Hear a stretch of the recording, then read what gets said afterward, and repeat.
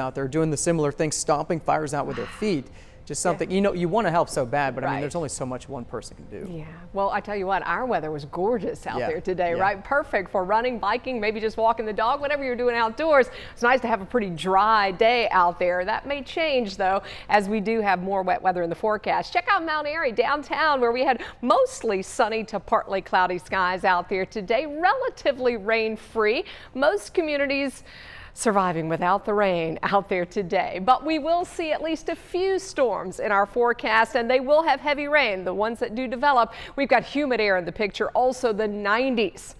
They're coming back this week, and we're going to talk about the tropical rains that may reach us by the end of the week. On the radar right now, we do have just a couple of showers out there, very light rain from High Point to Greensboro, just a sprinkle or two, so not much of anything to worry about if you're about to light the grill. Down to the south, a Rock Creek community just south there in Alamance County, got a little heavier downpour. Most of the rain today has been focused along our mountain ridges, and in some cases, we have seen close to an inch, inch and a half of rain, like the communities between Freeze and Austinville, just north and west of Highway 221 and southwest of I-77. So that is going to be our concern, isolated flash flooding with the heavy downpours from any storms that do develop. We have a lot of moisture in the air. The dew points are close to 70, so it's very humid. It's just not terribly hot, which actually I think a lot of folks like. 83 in Greensboro, 82 in Winston-Salem.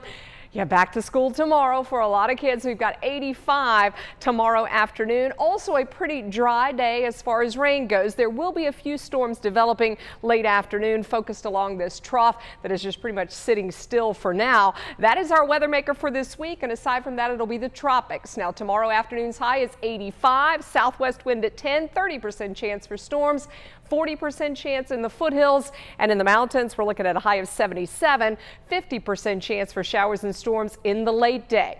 Isolated storms Tuesday, sunny and hot and humid Wednesday and Thursday. That's when the 90s return. And yes, we're talking about the tropics. We have both Laura and now Category 1 storm Marco.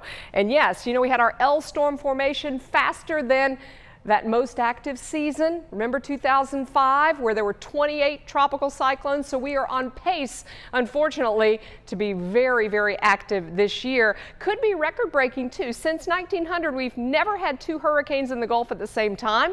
The last time we had two tropical systems in the Gulf at the same time, 1959. And the last time two storms made landfall in the U.S. within 24 hours, 1933. So we'll be watching those fun facts very closely. We are anticipating some landfalls along the Gulf Coast for both Marco late Monday and Laura Wednesday night, maybe into Thursday. Laura's remnants may actually reach the Carolinas. We'll talk about Marco again. We hit this at the top of the newscast. In case you missed it, 75-mile-per-hour winds moving north-northwest at 13 miles an hour. Forecast track pushes it into Texas. There are hurricane warnings out for the Louisiana coast, potentially a Category 1 at landfall, weakening very quickly and then moving to the west, but bringing high storm surge, high winds, and a lot of rain. Most of the computer models in agreement with that sort of left-hand turn. 60-mile-per-hour winds now with Tropical Storm Laura. She has strengthened some since the last Air Force reconnaissance aircraft went in. The forecast track has this one moving, potentially becoming a Category 2 and then looping northward. So it has the potential to maybe impact us. Right now over Cuba through Tuesday into Wednesday, and then potentially that landfall Wednesday afternoon, Wednesday night as a Category 2, and then that turn to the northeast. And it is that turn that, of course, would impact us as we may get some wet weather with this. So Tuesday and Wednesday and Thursday, we are relatively dry. You can watch that Thursday loop, though, into Friday, and that might drive some of the rain our way. So on our 7-day forecast, I do have a chance for showers and thunderstorms returning Friday into Saturday and Sunday.